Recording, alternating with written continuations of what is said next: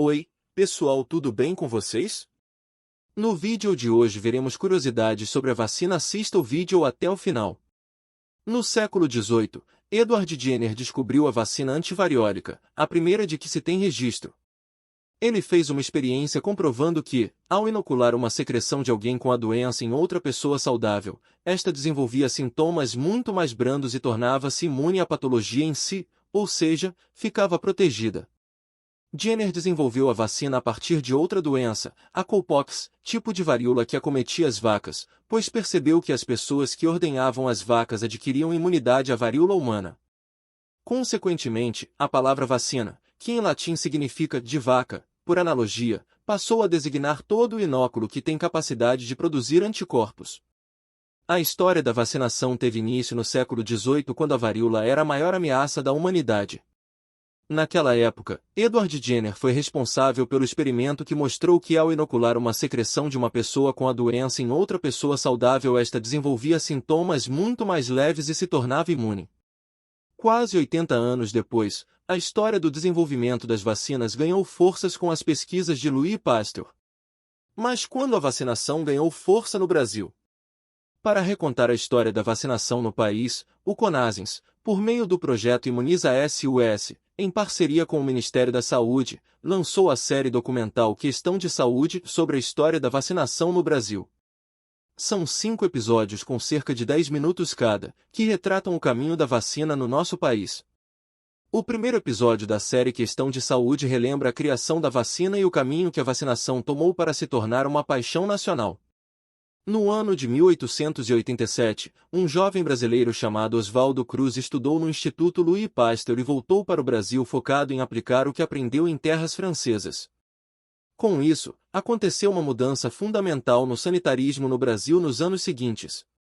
Cruz dedicou-se a garantir a fabricação de medicamentos, no desenvolvimento de pesquisas e na formação de novos sanitaristas qualificados. Lá no início do século, quando se criou o Instituto Soroterápico de Manguinhos e o Instituto Butantan em São Paulo, essas instituições eram pequenos institutos para estudo científico e produção de vacinas. Esse processo se deu historicamente. Essas instituições, tanto no âmbito da produção, como na formação de quadros de saúde pública, são fundamentais para o desenvolvimento do país.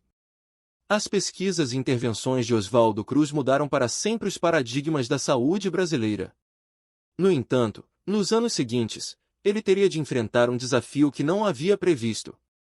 Em 1904, uma grande epidemia de varíola assolou o Rio de Janeiro.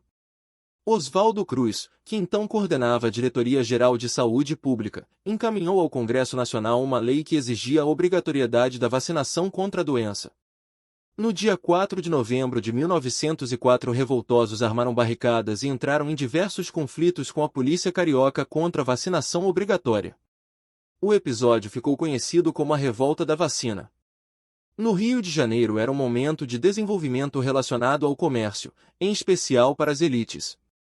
Nesse momento houve o intuito de transformar o Rio de Janeiro e essa urbanização expulsou da cidade um conjunto muito grande de trabalhadores, de pessoas que de uma hora para outra ficaram sem ter residência e sem condição de vida e trabalho, conta Luiz Antônio. E essas pessoas foram para os morros, surgindo as favelas. Então isso já dava um clima de descontentamento contra essas medidas. Não se pedia autorização, se entrava nas casas para verificar se tinham criadores de Aedes, a questão dos ratos, porque tinha a questão da peste bubônica, etc. Então, com isso, você estava em um clima das pessoas contra essas imposições porque não eram explicadas, relembra o professor da Faculdade de Ciências Médicas da Santa Casa de São Paulo José Cássio de Moraes. A revolta da vacina e mesmo outras epidemias que ocorreram no século XX mostraram a necessidade de levar informação para a população. Com isso, após uma longa trajetória de campanhas de comunicação sobre a erradicação da varíola, o brasileiro transformou o dia de se imunizar em uma grande festa. 60 anos depois da revolta, a população, em vez de fazer barricadas, não só saiu de suas casas como formou filas e aglomerou-se em praças públicas para ser vacinada. Fazer com que os imunizantes chegassem até as pessoas e que elas confiassem na vacina foram desafios imensos, que enfrentamos ainda hoje. A decisão do Estado de vacinar em massa e a decisão da sociedade de levar as crianças para vacinar tornou possível o alcance da população, erradicando doenças como a varíola, poliomielite, meningite, sarampo e rubéola. O fortalecimento da vacinação no país mostrou que no Brasil a saúde deveria ser pensada levando em consideração as características dos mais de 5.000 municípios.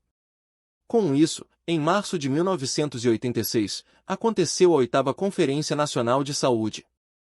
Foram 4 dias de conferência e quase 2 décadas de preparação. As bases para um sistema de saúde único e descentralizado foram construídas pelo movimento sanitarista desde a década de 70 e durante a 8ª conferência encontrou um reforço essencial, o entusiasmo da população, que recém havia recuperado direitos. Nesse momento, por vontade popular, o maior sistema de saúde público do mundo foi construído. Obrigado por ter assistido o vídeo até o final. Inscreva-se no canal, deixe o seu like e ative o sininho para não perder as notificações. Até o próximo vídeo!